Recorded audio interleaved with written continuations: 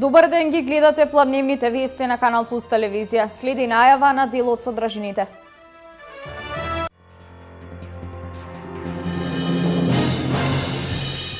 Дополнителна финансиска подршка на оризопроизводителите. Субвенцијата за површините под ориз од 3 се зголемува на 21.000 денари по хектар.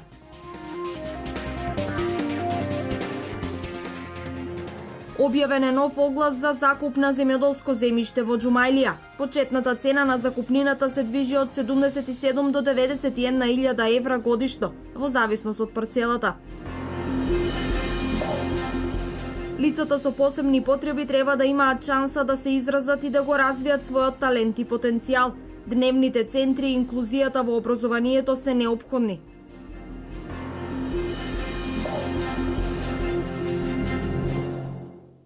Нова владина мерка за поддршка на оризопроизводството објави премиерот Никола Груевски на отварањето на најголемата фабрика за ориз во регионот Левиди Агро во Кочани. Владата ја измени уредбата за ориз, па така дополнителната поддршка за површините под ориз се зголемува од 3.000 на 21.000 динари по хектар, а скалестото намалување за овој вид поддршка се исклучува. Со најновата измена на уредбата за ориз ја зголемивме дополнителната поддршка за површина со ориз од 3.000 на 21.000 денари по хектар и го исклучивме скалестото намалување за оваа дополнителна поддршка. Во наредниот период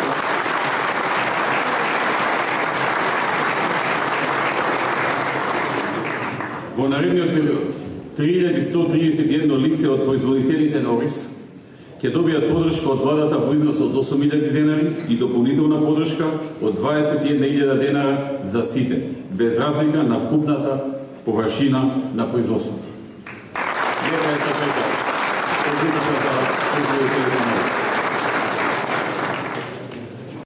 Објавен е нов оглас за закуп на земјоделско земјиште во Џумајлија.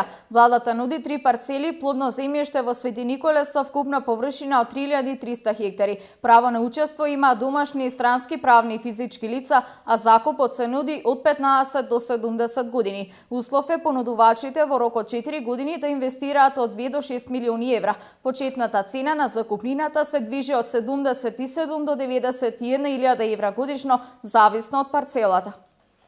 Сите ќе бидат над 3 хектари, значи за посериозно производство, и ќе има јавна лицитација за оние кои што ќе сакаат да конкурираат да го земат тоа земјиште.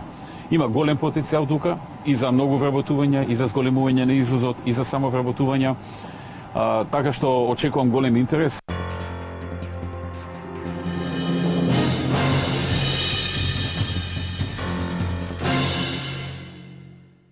И денес се навраќаме на меѓународниот ден на лицата со попреченост. Инклузијата во образованието и во секојдневното живење на лицата со посебни потреби беше темата за одбележување на овој ден во Виница.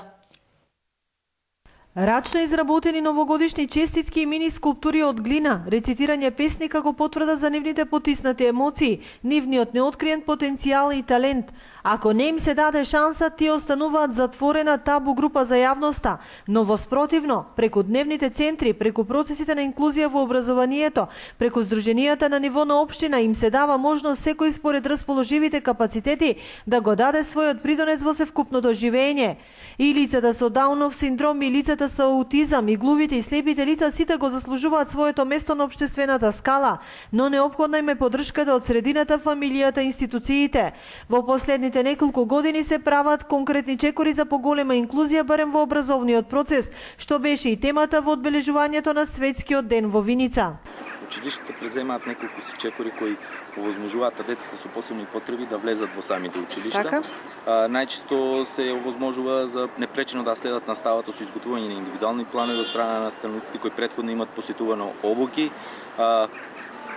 Зголемен бројот на дидактички помагала во самите училишта во зависност од потребите на самото дете, набавка на асистивните уреди кои веќе ги има во основното училиште Славчо Стоименски, кои даваат голем допринос во развојот на самото дете, набавка од техничкиот дел каде што училиштата ги опремуваат се со пристапни рампи кои доведуваат до самото, кои возможуваат полесен пристап до самото училиште, голем број на обуки кои се дел од Министерството за образование и наука, дел од невладините организации кои дават исто така голем придонес во правење на обуки кои што им дават големи можности за самите наставници да работат со ваквите деца. Виница веќе цели 8 години има дневен центар кој згрижува 13 деца, а за работа на центарот и формата на згрижување на овие лица осврт даде координаторот. Дневниот центар за лица со посебни потреби во Виница функционира веќе 8 години. Во него се сместени моментално 13 лица со посебни потреби, меѓу кои лица со Даунов синдром, лица со аутизам, имаме церебрална парализа и тешка и умерена ментална ретардација. Значи, во текот на цела година ние спроведуваме програма која е изготвена од Министерството за труд и социјална политика во соработка со персоналот од дневните центри. Потоа имаме и некои екскурзии кои што се со помош на донации. Потоа посетуваме разни културни манифестации и слично. Денешниот ден го одбележуваме заедно со учениците од двете основни училишта и дневниот центар. Прикажавме изработки кои што ги направија лицата со посебни потреби, потоа керамичката работилница која што беше проект на музејот Теракота, значи заедно ученици и корисници на дневниот центар.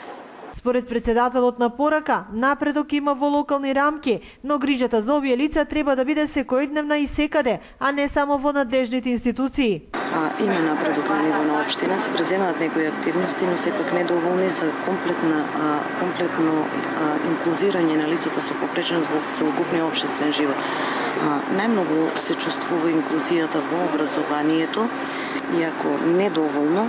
Во рамките на денешното одбележување придонес дадоа и учениците од оделенска настава од двете основни училишта во градот.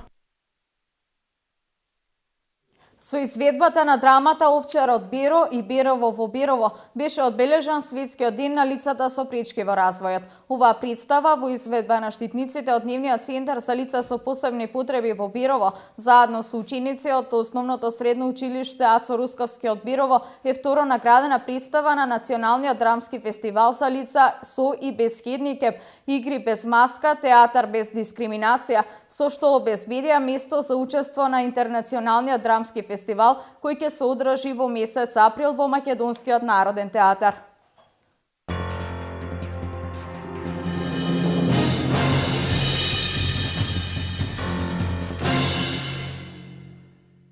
Дека граѓаните се грижат за лицата со посебни потреби, и тоа не само за денот посветен на овие лица, туку во секој ден од годината, пример е писателката Виолета Цветковска од Македонска Каменица, која своите творби ги подари на лицата со посебни потреби. Се навраќаме на Светскиот ден на лицата со инвалидитет во Македонска Каменица. Ова година, значи, со нас е и поетесата од општина Македонска Каменица, Виолета Цветковска, која што, значи, изминатата, значи, во претходниот период има издадено книга со лични творби и која што искористивме можноста, од нејзина страна имаше интерес да подари на сите дечиња по една книга. Сите сте веќе информирани и знаете дека активно работиме на изградата на Дневниот центар за деца со посебни потреби. Јас се надевам дека ќе заврши согласно роковите, а тоа е дека во месец август до 2016 треба да биде целосно завршен. И сите оние кои што, значи, не се посетували Дневен центар заради причини што морали се да патуваат за делчево, а не се били во можност, ќе има можност тука да го посетува. Надеваме се дека се ќе биде во ред и дека успешно ќе го завршиме тој проект.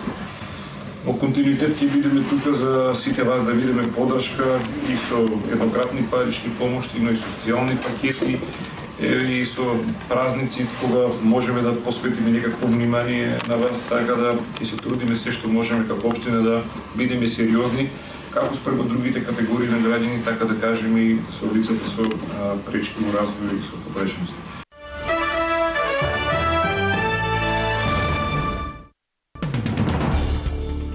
Највисокиот вулкан на територијата на Европа, Етна, што се наоѓа по-конкретно во Сицилија, вчера еруптираше. Лавата се издигнала над 1 километар од Етна, висока 3350 метри. Ова е една од најмоćните ерупции кои се случиле на Етна досега. Им даваат по парче чоколадо на идните терористи пред да тргнат да си го бараат трофеот низ урнатините на зградите. Фанатиците од Исламска држава одлучија да се пофалат на социјалните мрежи на каков начин ги воспитуваат своите идни кадри. Тие ги подложуваат на прилично морничава игра криенка. Во неа во својство на жива мамка учествуваат и заробеници, а децата мора да поминат низ голем број напуштени згради и подземни тунели. Ако се доволно наблюдувачки и логични, во било кој дел на овие катакомби ќе го откријат својот заробеник и ќе имаат задоволство да го застрелаат. Снимката е направена во сириската провинција Деис. Девизните резерви на Саудиска Арабија во октомври повторно се намалени поради ниските цени на нафтата, но стапката на нивни пат беше нешто пониска во однос на претходниот месец. Девизните резерви на Саудиска Арабија во октомври се намалија од септемвриските 651 милиарда на 644 милиарди долари. Од почетокот на годината официјален ријат од девизните резерви повлече 88 милиарди долари, за да го финансира буџетот кој се соочува со намален прилив, како резултат на драстичниот пат на приходите од продажба на нафта, од кој потекнуваат над 90% од буџетските средства.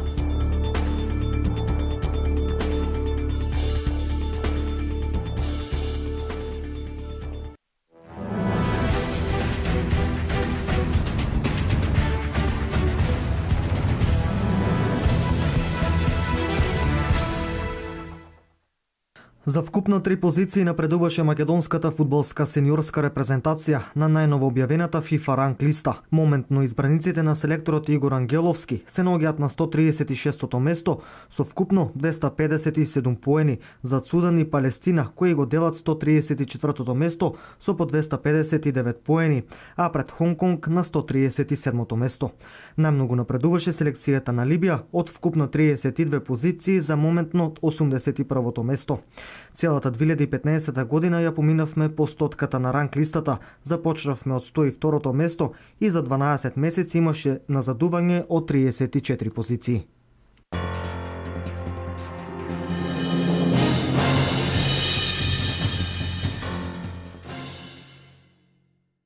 Овде е крајот на вестите. За сите денешни актуелности гледате во Дневникот во 16:30. Имајте убав ден.